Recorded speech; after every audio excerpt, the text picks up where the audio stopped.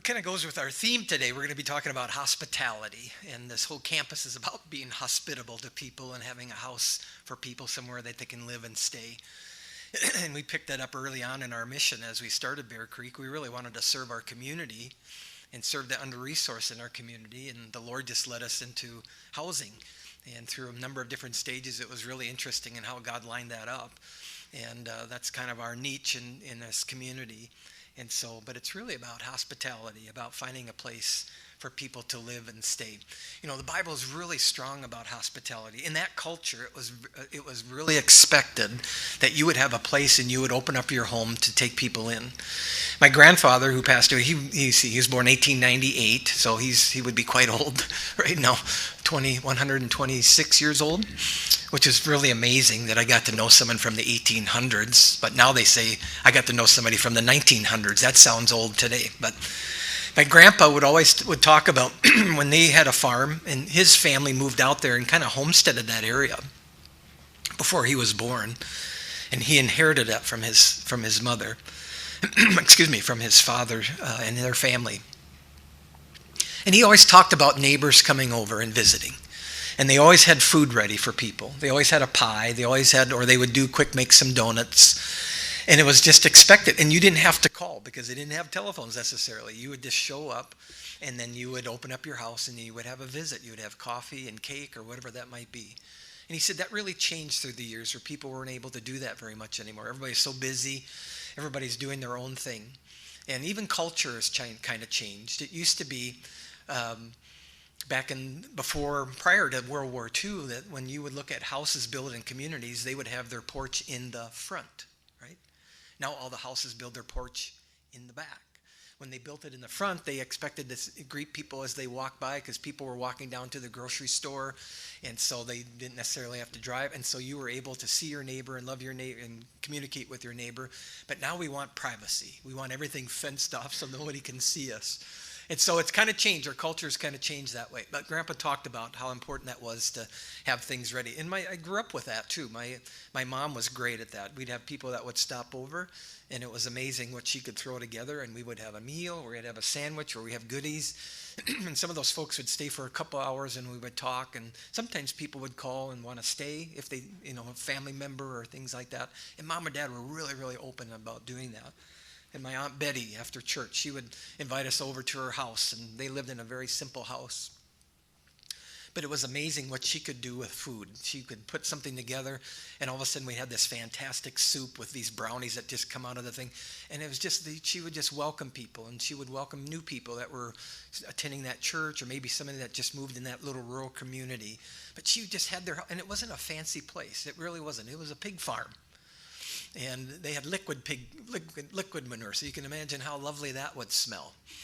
It's a smell of money, but it still stinks. I don't know if they're making money now or not, but at any rate, but that's what they just opened their home. And we had a friend of ours that when I went to Bible college here, we took off one time to go on a winter camping trip in February.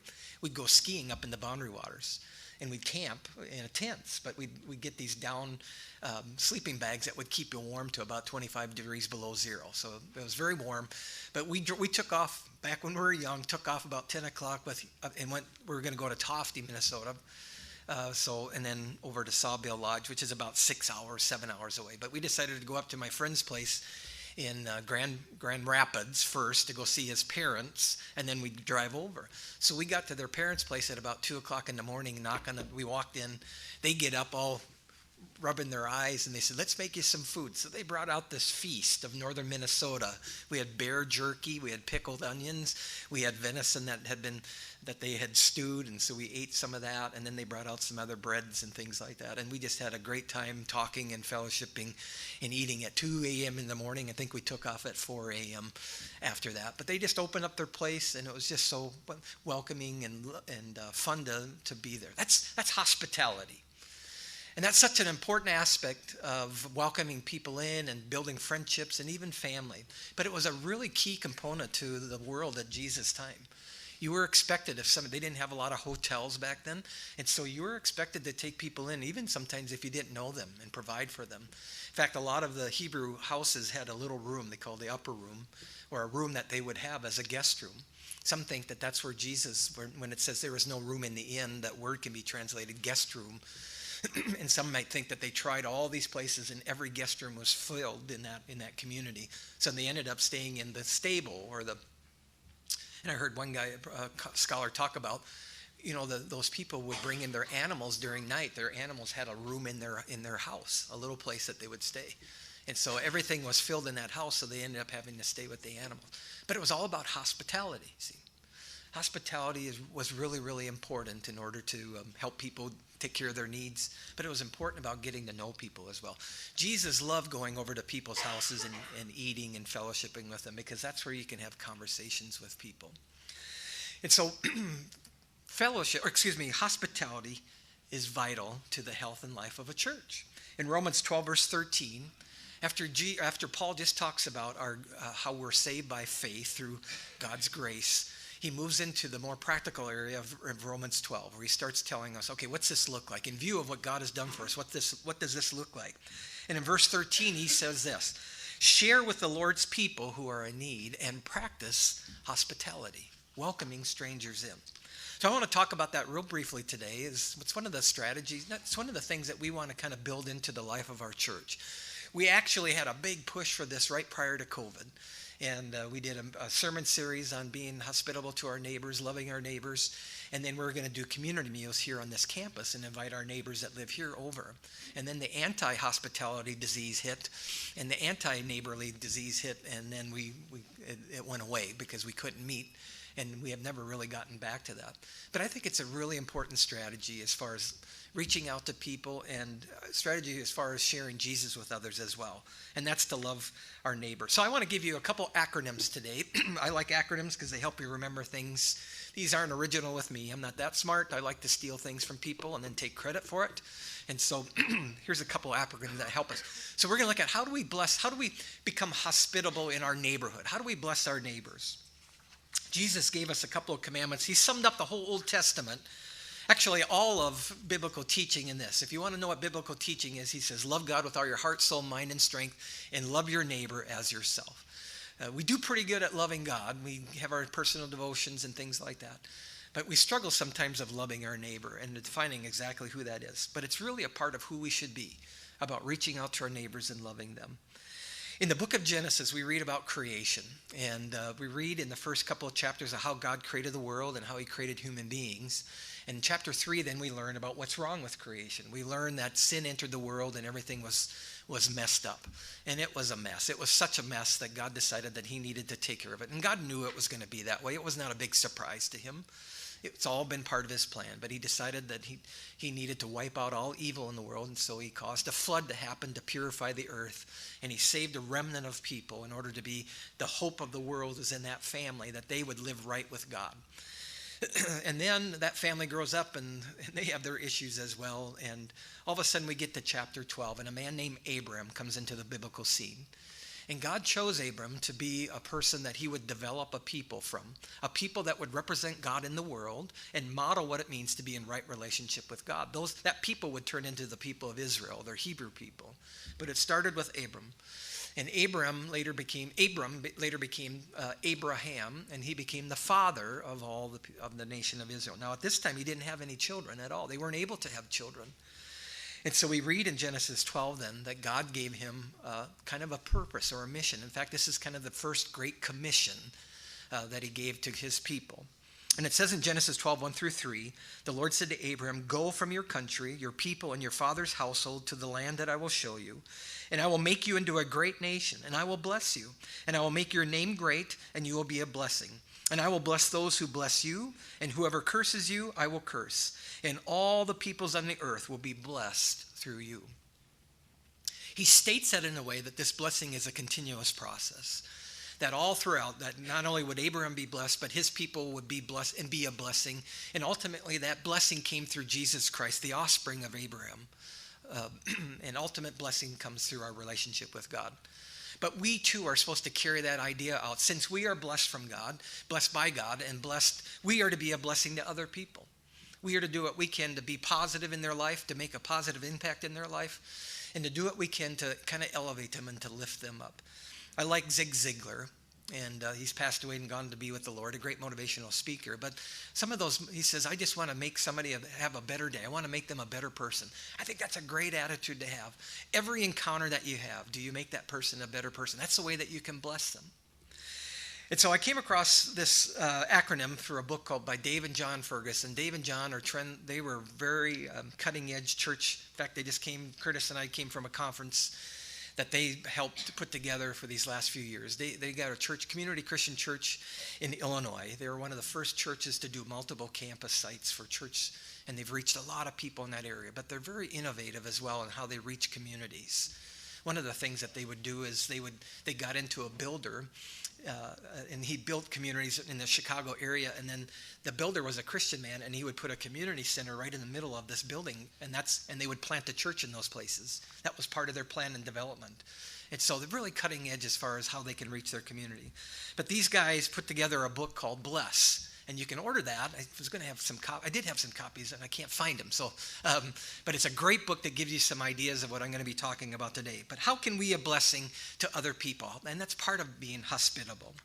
And so we're going to use that acronym about the acronym BLESS to give you some ideas. This is a very practical sermon today, but hopefully it gives you some ideas on how you could be hospitable to your neighbors and to those that are part of our church fellowship. The first thing you do in BLESS is that you begin with prayer.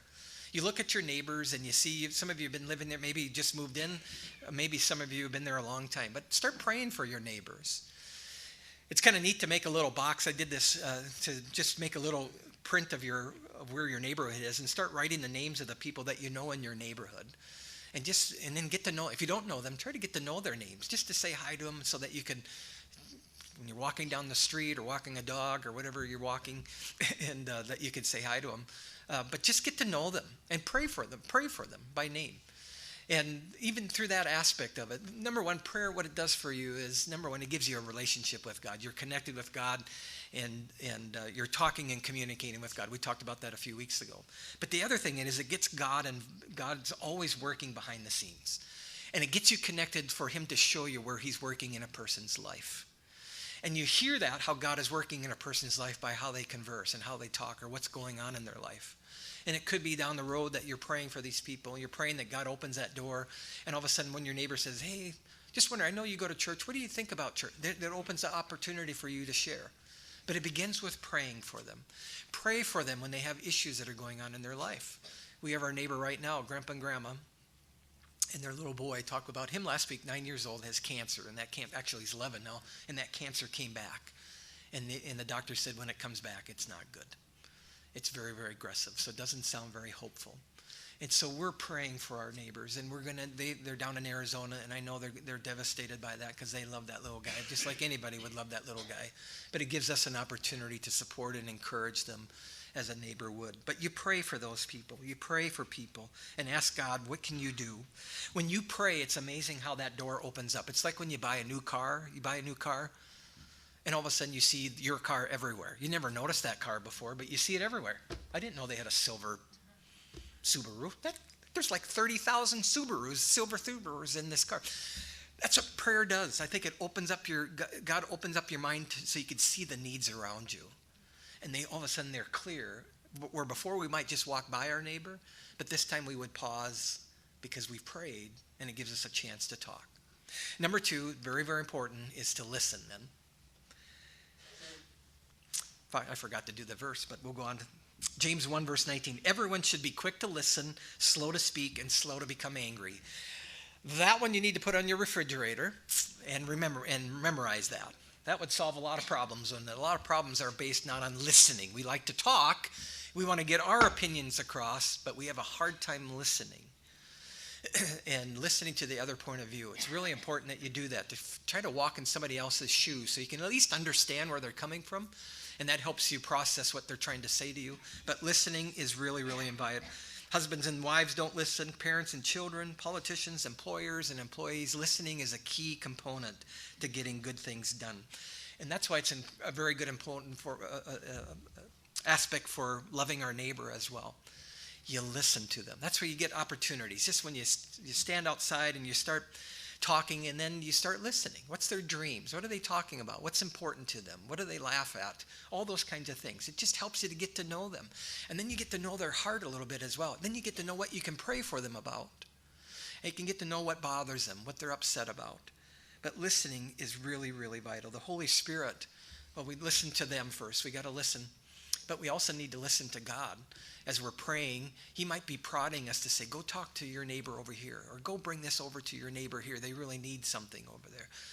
That's what I mean by listening, quieting our mind. I know that's hard to do in a busy, busy world, but to quiet our mind and just listen to God. And then when we step out and trust him and where he's speaking, then to listen to those people that are talking to us. We get to know their struggles and their pains, and then it just is so helpful to be able to understand how you can reach out to them and love them. Listening is really loving. Listening is loving. That means that person, you care enough about that person, that you love that person, that you're willing to sit there and listen. I came across unheard. You can think about this or write this in your notes. Unheard equals unknown equals unloved.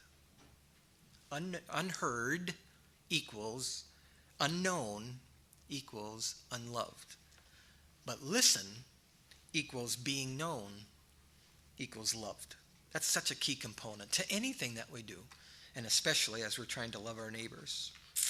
So begin with prayer, and then when God opens that door, or when you see God's leading to someone, listen to their stories, listen to what's going on in their life. Number 3, this is my favorite, you eat. You could also write engage there. That's what eating is about. It's engage. Jesus loved to eat with people from all different backgrounds. Why do you do that? Because there's something about food that drops down your guard and it opens up your conversation. Martin Luther, the great Lutheran theologian and scholar, he has table conversations, or he'd bring his students in and they recorded this down, the things that they would talk about. There's some great theological things that came out of those conversations. It was relaxed.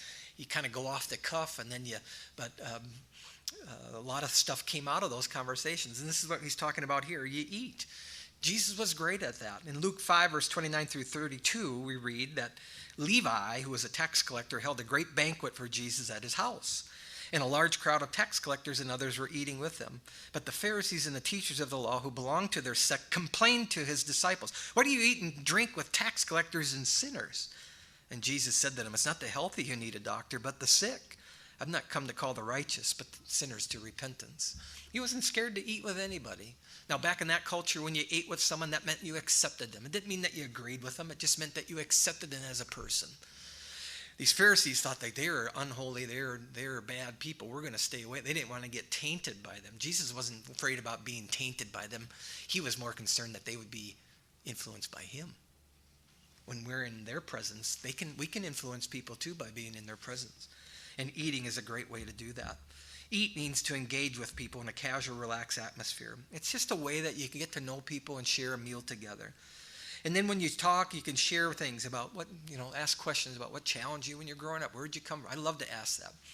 Carrie always looks at me when I meet somebody because I just start asking them questions.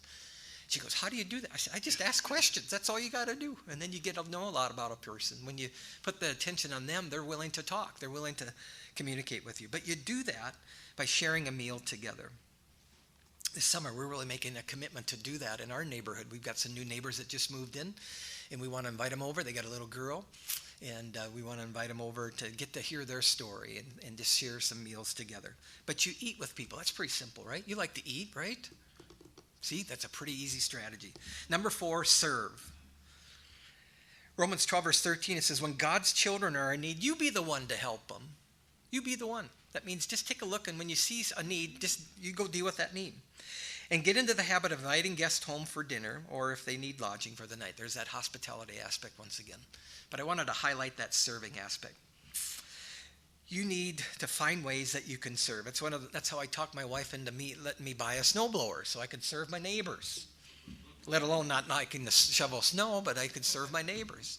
And I do that. I blow my neighbor's driveway when that's really thick. We've had some young college kids that stayed next door. And a few years ago when we actually had snow in Minnesota, it was pretty high, and they were just out there digging with this little shovel. I was able to go serve. I served my older Hispanic family across the street, and it's kind of cute because now he comes and does that to me. I'll hear the snow blower in the morning if I'm sleeping in late, and Carrie goes, Carrie, he's snow blowing your. I said, great, I'll sleep in a little bit longer.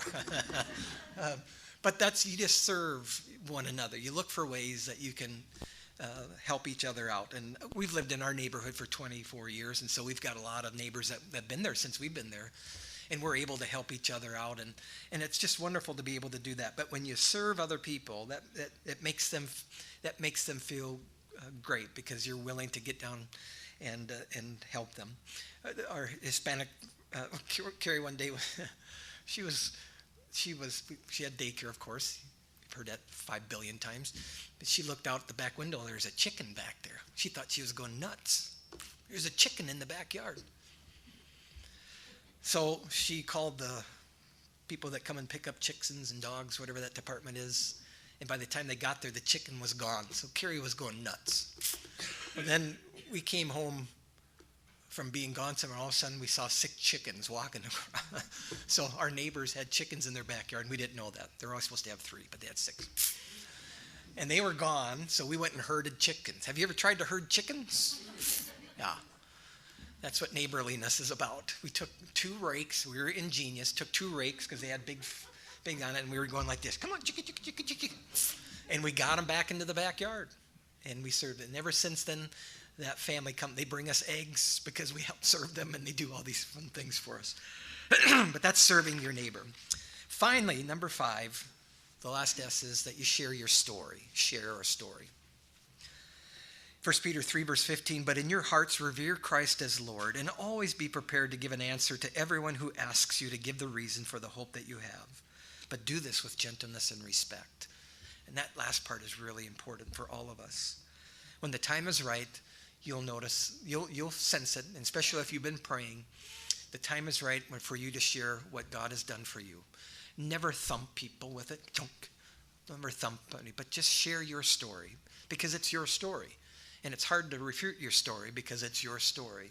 And you share what God has done, where you had been, how you discovered Jesus in your life, how that changed your life, the struggles that you have. You be honest with that, but then you share your story with those people.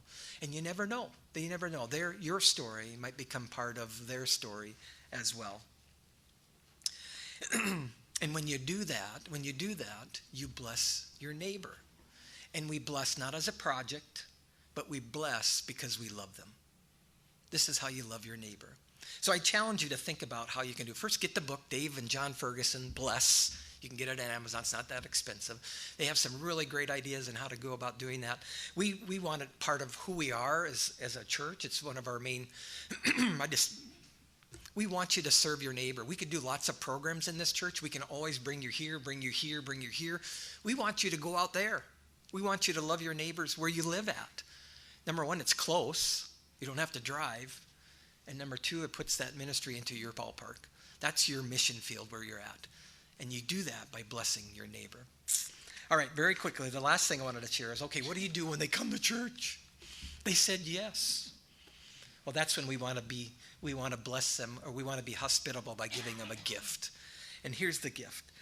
This comes from Carl Vader, who I attended a seminar. He works a lot with smaller churches, and he had, in his book, Small Church Essentials, and he had this beautiful acronym about what we do now as a church family. And when people come in, we've blessed our neighbor, and now we invited them to come, so how can we be hospitable together here? And here's the letters. Greet. Number 1 is greet. Just say hi to somebody. Say hi to someone that you've never met before. I saw that happening today where some people are doing that. And we're working on this. I know we have some new people here. We're working on this. We don't want to overwhelm you by sending 50 people to come and grab. We're just glad that you're here. We want to make sure that you know that. We love that you're here. God brought you here for a reason, and we wanted you to know that. So we don't want to overwhelm you. But I've been in churches where you walk in and then you walk out and there's nothing. There's no interaction there, and you just feel like you're by yourself. You came in lonely because you're looking for God, and you left lonely because no one said anything to you. And I like the story of Rick Warren tells. I think I've told this before too, but there was a gentleman that was thinking about suicide, and he came to his church in California, and he says, God, you got to show me if you exist. You got to show me if you even care about me. And out of the 1,500 that sit in that auditorium at Saddleback Church, Rick happened to walk down this one of the main aisles one day, and he just was smiling at people like he does, and he went and put his hand on this gentleman. He never met the gentleman before. He just says, good to see you. I'm glad that you're here, and kept walking. That little greeting saved his life.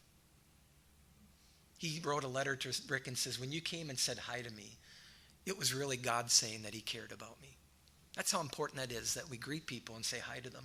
Because they're coming here for a variety. Sometimes they're new to a community. They're looking for a connection. It's hard to connect in a big community. And some of you know that. It's very hard to connect. Especially if you leave a community that you were part of for many, many years and you have a lot of friends and family around and you come here and you're all by yourself. And so we want to be able to just say hello. Proverbs 15:30 says, a cheerful look brings joy to the heart, and good news gives health to the bones. Smile. Number 2, introduce people to each other. In John 1, verse 40 through 42, excuse me. There we go. Andrew, Simon Peter's brother, was one of the two that heard what John had said and who had followed Jesus. They just met Jesus. And the first thing Andrew did was to find his brother Simon and tell him, we found the Messiah, that is the Christ. And he brought him to Jesus. I like that because it talks about when there's something exciting, you can go and share that with somebody else. And after you meet somebody, one of the really cool ways that you can do that is, and I try to do this as well. If somebody, hey, I work at Mayo Clinic, or just here for Mayo Clinic. Awesome, we got 3 people that work at Mayo Clinic. Let me go introduce you to them, and you connect them that way. Now you have an affinity with somebody. And then they know somebody else. They say in the church you need to know at least 7 other people to feel really connected in a church family. And so when you greet somebody, think about them, ask them where they've been, if they're new, and don't feel bad if they've been attending for a long time and you haven't met them. Just say, have you been attending here? And most people don't. Some people might, but most people don't. And then look for ways that you can introduce them to somebody else. Number 3, then follow up with them the next time you see them. Hebrews 13, 1 through 2, it says, keep loving. That's a continuous process. One another as brothers and sisters. Keep doing it. Go back. Just don't do it one time. Go back. Do not forget to show hospitality to strangers, or by doing so, some people have shown hospitality to angels without knowing it. You might have an angel sitting by you. My mom said I was an angel. Or angle, depends on how you spell it. I had a friend that wrote a note to our 5th grade teacher, from your little angle. He spelled it wrong. It was cute. She thought it was cute. That's how important it is. And keep doing that. Go back. I know we have introverts in our church family. This is going to stretch you a little bit. We're talking about being bold, right? Ask God's Spirit to put a smile on your face and take away your nervousness and just go introduce yourself and say hi. Because that can go a long way to make a connection with somebody else. And say hi again the next week. And then lastly, this is for thank someone who did something for you that you appreciate. This is part of hospitality as well. We have a lot of people that do a lot of, actually most people in our church family serve. And we're a little overwhelmed. We need some more people to serve, especially downstairs in our kids area. And many people put many, many, many hours in. And we try to thank them, but we don't thank them enough. And so one of the things that you can do as church members is, if you go just walk downstairs, sometimes I'll do this. Just walk downstairs, look in the room, and just say thank you. Just say thank you for serving today. Thank you for greeting today. Thank you for doing the music today. Thank them for that. That's part of hospitality as well, to make sure people not only feel welcome, but feel appreciated.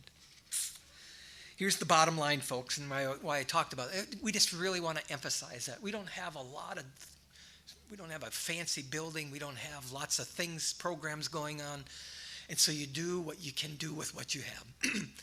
And this is one thing that we can do, everybody can do, is you can show hospitality, not only to the neighbors that you live by, but those that come into our church fellowship as well. Now, we're not there yet. We've made a lot,